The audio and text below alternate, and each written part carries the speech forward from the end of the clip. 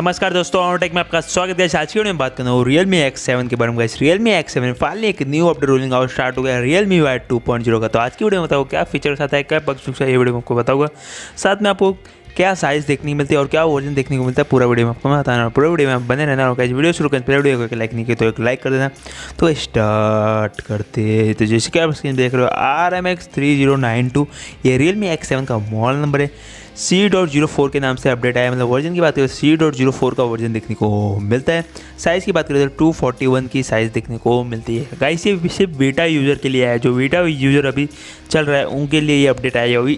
ये अपडेट कल से रोलिंग आउट स्टार्ट हुआ है। जैसे कि यहाँ पे अपडेट देख रहे होगे 21/2021/6/9, मतलब कल 9 तारीख था, तो कल से ये रोलिंग आउट स्टार्ट हो रहा है। कल रात से शायद मुझे लग रहा है कि रोलिंग आउट स्टार्ट हो गया है और आज ही मेरे मोबाइल में आया, तो मैंने अपडेट कर लिया।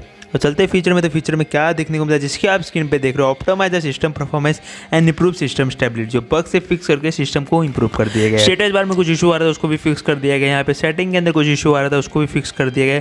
चार्जिंग में कुछ इशू आ रहा था उसको भी फिक्स कर दिया गया। तो ये अपडेट रोलिंग आउट स्टार्ट हुआ है Realme X7 के लिए।